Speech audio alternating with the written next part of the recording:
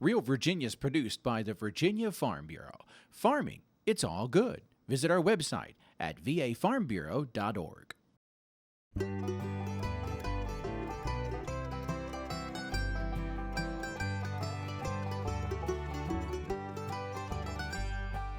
Home will always be Virginia, between the Blue Ridge and Chesapeake Bay, Atlantic to Appalachia, home in my heart always. Hello everyone and welcome to Real Virginia, a show about Virginia agriculture and the people who produce all the wonderful products we enjoy. Virginia farmers are doing their part to keep the bay clean. We'll tell you the latest on how producers are protecting our natural resources. Mark Viette has suggestions on caring for indoor plants this winter. And organic poultry production is a growing trend in the Shenandoah Valley. Welcome back, everyone. We are here on the banks of the James River, where farmers are doing their part not only to protect the land, but also the waterway. And according to the U.S. Department of Agriculture, there is a record number of voluntary conservation practices that are actually helping to protect the Chesapeake Bay. If Virginia farmers could receive a grade for helping protect the Chesapeake Bay, they'd receive an A.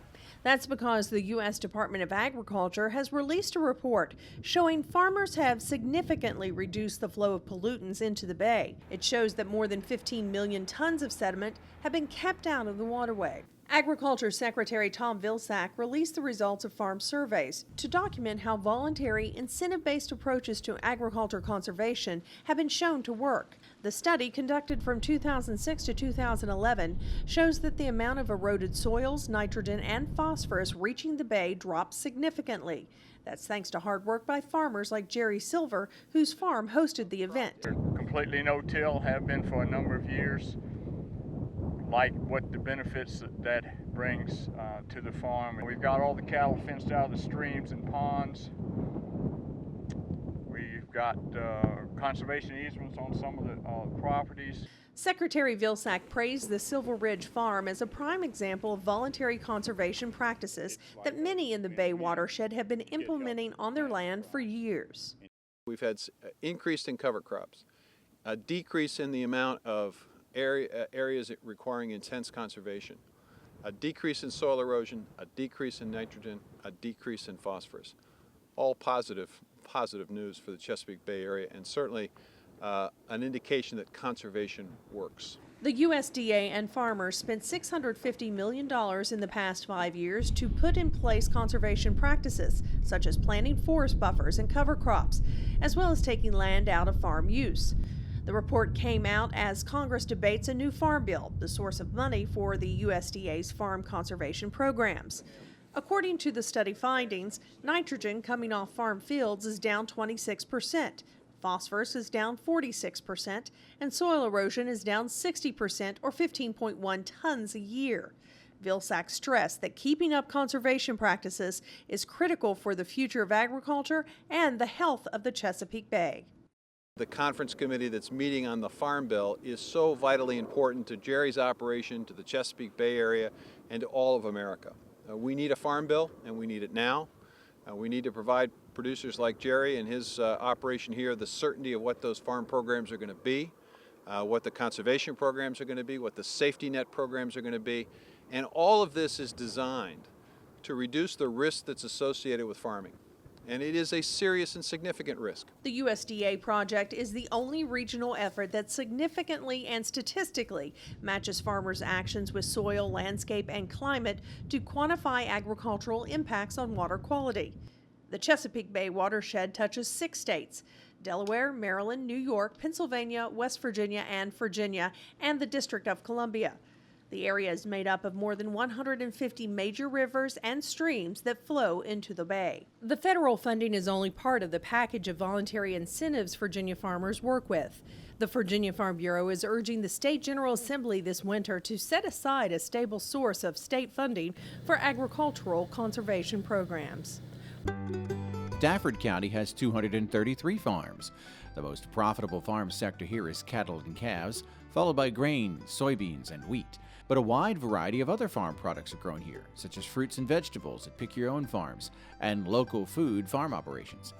Hay covers more farmland than any other product. The nursery industry is strong here, and there are 79 horses, a few goats, and some poultry farms. Altogether, farming contributes more than $2.8 million to the economy of Stafford County, Virginia. I'm Mark Viette. Coming up on In a Garden, I'm going to talk about how you can pick a house plant. Stay with us. The farm has been in the family for 134 years. This has been my home. It's the only thing I've known. Growing up on a dairy farm was great. You've got all the opportunities to have fun in the wide open spaces and enjoy working with the crops and the cattle, and it was a good way of growing up. I really enjoyed it. I believe that the family farm is important in this country, no matter if it's 50 cows or 5,000 cows. A lot of the family farms consume their own products, and they realize the importance of having a good, healthy product. I am proud that our family and all of us here at this farm at Walkup can be involved in producing nutritious milk for the society. I'm Dan Myers, a fifth-generation dairy farmer from Virginia. I am dedicated to dairy, my cows, my milk, and my land. Colder weather does not mean you have to forego beautiful colors inside your home. Today, Mark Viette shows us how to take care of houseplants in the garden.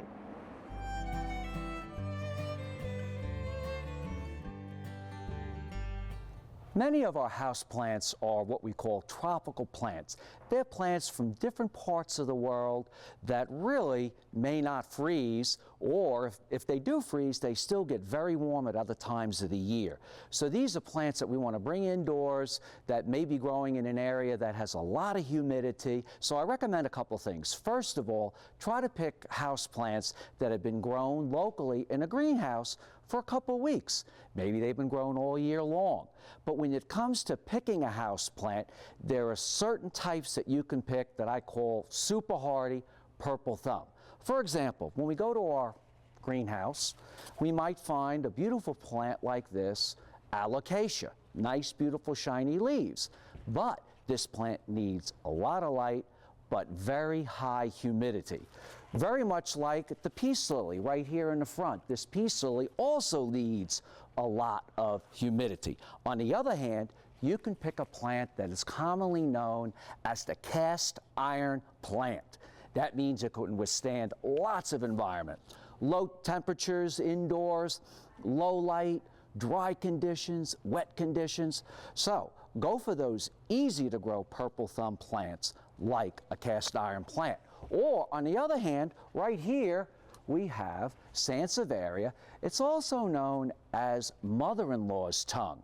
It stays with you forever. So if you want to pick one of those easy plants, you might consider Sansevieria.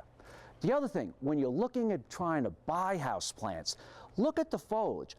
This is a Norfolk Island pine. Beautiful, nice, green, lime, yellow foliage.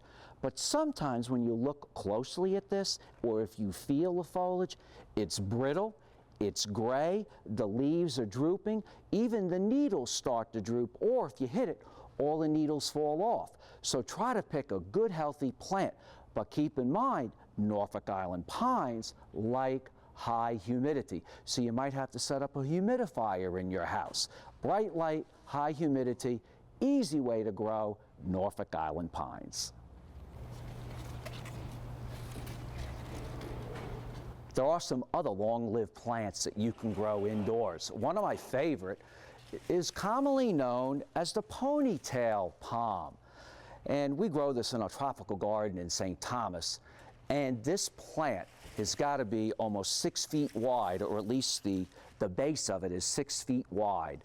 And it's a beautiful, easy to grow, long-lived plant. Now, the only thing I will tell you on this plant, my cats love it. So it's really hard to grow this with any kind of foliage indoors in my house. Two other plants you could consider. One of them is Dracaena, which you commonly see. Just keep in mind, as it grows, it's common for them to lose the lower leaves, so occasionally you have to cut them back, which related to this plant here, commonly known as the corn plant. When you're traveling and you're going to like business places or malls, and when you see plants growing in those environments, it's a sign that that plant is a really easy to grow plant. So consider this plant, and you can see wherever it was pruned, it sent out new shoots just like this. I'm Mark Viette. Join me next time in the garden. For more garden tips, go to inthegardenradio.com. Looking for a recipe that is perfect for Super Bowl parties or a blustery day? Kendra Bailey Morris has a slow cooker recipe favorite next in the heart of the home. Nice.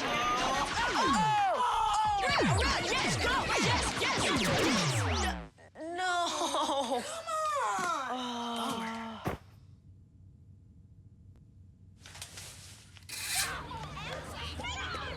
Oops. Yeah, sure.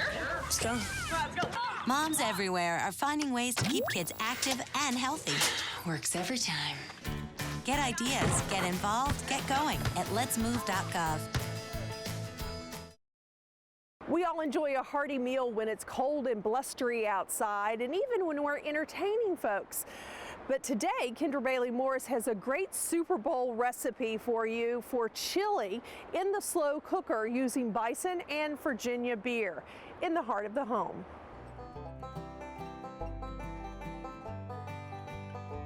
Hi, I'm Kendra Bailey Morris, and welcome to the Heart of the Home. Today we are at the University of Virginia, and we're on the grounds of Scott Stadium, which you can see behind me, and we're going to be doing some great tailgate favorites today, and also big game day favorites for our Super Bowl, which is coming up in February. So what we're going to be doing today is a Buffalo beer stout chili, and we're going to be doing this in the slow cooker, and this is featuring Virginia bison. Yes, we have bison in Virginia. I bet you didn't know that. What I really like about bison is the fact that it's such a really flavorful meat, but it's also extremely lean. It has a very low fat content, so you can do a lot with it. It makes it great for slow cooking, makes it great for burgers and things like that, especially if you're looking for a leaner burger. So what I've got going is my buffalo meat, and I've just sauteed this up. When you're slow cooking, you always want to make sure that you cook your ground beef or your bison ahead of time, or your chicken, just because it's not necessarily safe to put it in there raw, mostly because the slow cooker comes up with a slow heat slowly, hence the word slow cooker, and you want your meat to be fully cooked for safety purposes. So I've already done that, and what I've done here is I've browned 2 pounds of bison meat, ground bison meat, which you can find just about anywhere. And there's a little bit of fat left in this pan, and this is a non-stick pan, so you don't need a lot of it. And what I'm going to do now is, in the same pan, and I'm going to use the drippings because you want that flavor, is I'm going to add some minced onion and some minced garlic. And I'm just going to saute this around a little bit. And there's 2 reasons I'm doing that before I put it in the slow cooker. One, a lot of times if you just put raw onion, or mostly onion, it has a lot of water in it, and that will render into your pot, and you don't want this chili to be too watery. Also, it concentrates and really brings out the flavors by just adding a little heat to them and sauteing them. I'm just going to mince up a little bit more of this onion, and it's the equivalent of about 1 large onion you'll want to put in here, and about 3 or 4 tablespoons of garlic, depending on how much you like garlic. I like garlic a lot, so I'll probably have 4 large tablespoons. Another thing to keep in mind when you're slow cooking is you want to make sure that you have lots of aromatics in there, because the process of slow cooking tends to dilute your flavors naturally. So the more you put back in there, onions, garlic, flavorings, you're going to see here that we're going to put a lot of different spices into this chili, is really, really important. So I'm going to let this cook for just a minute. Meanwhile, I'm going to go ahead and add in my other ingredients. And what I have here is just 8 ounces of tomato sauce, canned tomato sauce. And I've got a can of tomatoes in chili sauce, or tomatoes in chilies, basically like a Rotel brand. These are really nice. They add a lot of heat, a lot of spice, so they've got the chilies already in there. And you want the juice with that. Don't drain it. And I'm making sure I don't burn my garlic. One of the worst things is burning your garlic. It makes things taste very bitter. I'm going to add some Worcestershire sauce, about a teaspoon or so. And now I've got my chili powder, very important, adding my chili powder. And when you're working with prepared chili powder, make sure you look at the label. Sometimes there's a lot of salt in chili powder naturally, and you can oversalt your food by adding chili powder that has a lot of salt in it and then adding more salt later on. So be aware of that. Okay, this is looking good, so I'm going to go ahead and pour these in. And you want the drippings to go in there as well. And your onions and your garlic, and it smells really, really, really good. Next up, I'm going to add some cumin. And I've got a little bit of dried oregano. As you can see, there's a lot of spices going into this. And this is a really great recipe. The flavors just pop at the end. And I've got 3 ounces of tomato paste. And that's going to help thicken it up, and it's also going to add a lot of flavor. Go ahead and add that. And now I've got some allspice. And allspice is not necessarily allspices. Allspice is actually a berry, and it's called allspice. And it has almost a cinnamony quality to it, but it's really, really nice in chili. It's really great if you're ever working with very strong flavored meats like game meats. And I'm going to add some cinnamon as well. Very small amount, a little bit of brown sugar. And of course, my beer. And I'm using a stout, and you want a really, really dark beer for this. And I definitely always recommend going with the Virginia beer. We make wonderful beers, lagers, stouts, just about everything you can think of. So we're going to keep this as a very Virginia dish, and I'm going to add the whole bottle. And you definitely want a dark beer. That really makes the flavors pop. And I think I've got everything I want to add in here. I'm going to add a little bit of brown pepper. I'm not adding salt yet because I want to taste it at the end and see how salty my chili powder was. And I'm just going to stir this around. It already smells really, really good. And finally, we're going to add 2 cans of pinto beans that have been drained and rinsed really, really well. I'm going to add these in. And I'm adding them in last once I've stirred everything together because you don't want them to get smashed. So you want to kind of be as gentle as you can. All right. And here comes the easy part, which is you're just going to go ahead and put the cover on your slow cooker. Set it to low, and we're going to go ahead and cook this for about 8 hours, 9 hours. So this is something you could start in the morning and then have it for dinner, or you could definitely do it overnight if you wanted to go and reheat it later on. Not a problem, just in time for a game day. So we'll be right back. Okay, so via the magic of television, our chili is done. It is now 8 hours later, and it looks wonderful, and it smells amazing. There's so many spices going on with that allspice and that cinnamon. You can really, really smell it. Makes your whole house smell amazing. And I'm just going to add some of this chili into this cute little football. And I like lots of different toppings on my chili. You can obviously have it as is or however you would like it. But I'm going to go ahead and add some cheese. A little bit of cheese. Some sour cream is always nice. Green onions, obviously. And also, I'm going to just a few little sprigs of cilantro. Now this chili is thick enough, you could actually use it almost as a dip for chips. If you want to thin it out a little bit more, you could, towards the last 30 minutes of cooking, go ahead and add a little bit more beer, or you could add some beef stock, or even just a little bit of water to thin it out. If you like it even thicker, some people like it really, really thick, you can do add a little masa harina to it, which is basically a little cornmeal to thicken it up. So this isn't by no means a science. Make it how you want to make it. But here it is. This is our Buffalo Beer Stout Chili using Virginia Stout beer and Virginia Bison. I'm Kendra Bailey Morris. Let's get cooking.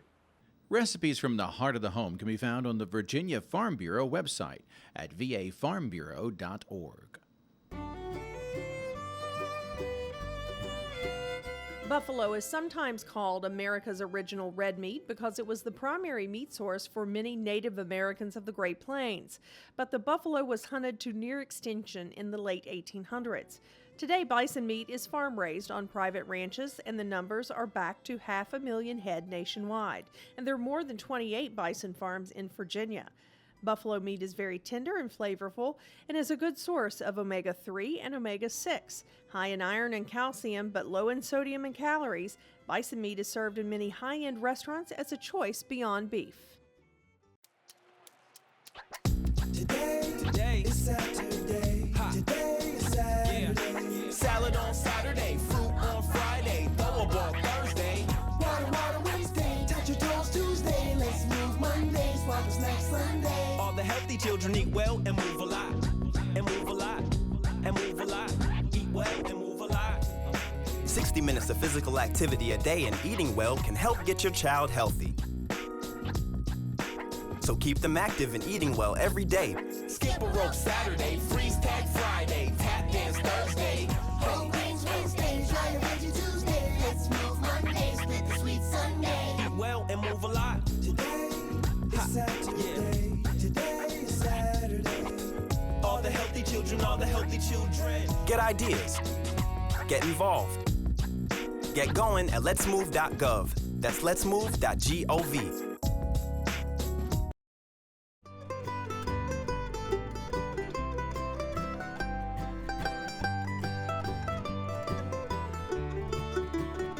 Shenandoah Valley poultry producers are encouraging other Virginia growers to get into the organic market.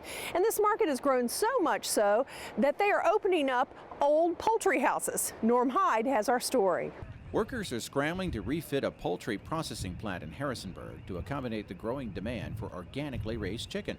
Corwin Heatwole, owner of Shenandoah Valley Organics and Shenandoah Processing, hopes to be processing birds as early as the end of January. Starting Shenandoah Processing will open the door to many more sales avenues. We are at this point tied to live bird sales because we do not have our own processing facility. And now we'll be able to grow and contract many more farmers to grow for us because of the sales opportunities with processed chicken. Heatwole is a grower himself with about 50,000 birds and 7 houses in the area. What makes this new processing company unique is the focus on organically raised birds. Because there's less population density in the process, Heatwole is hoping to reopen empty poultry houses all across the Shenandoah Valley.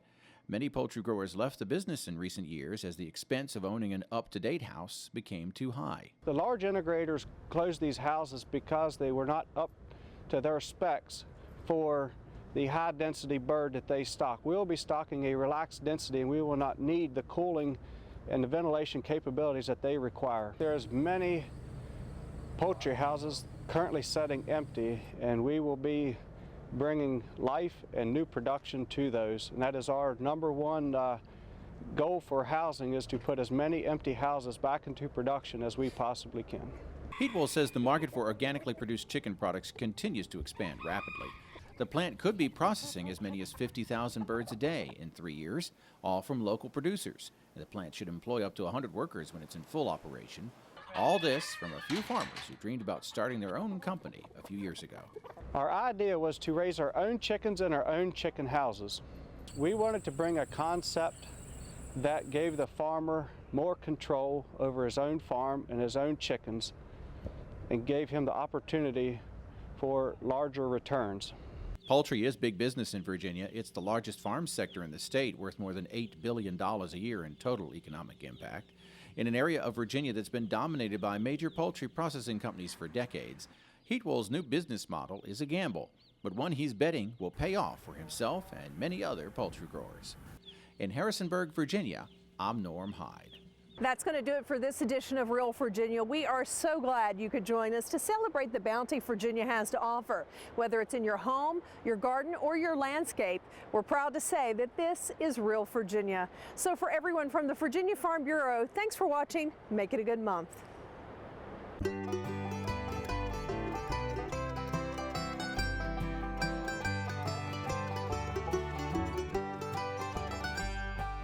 Home will always be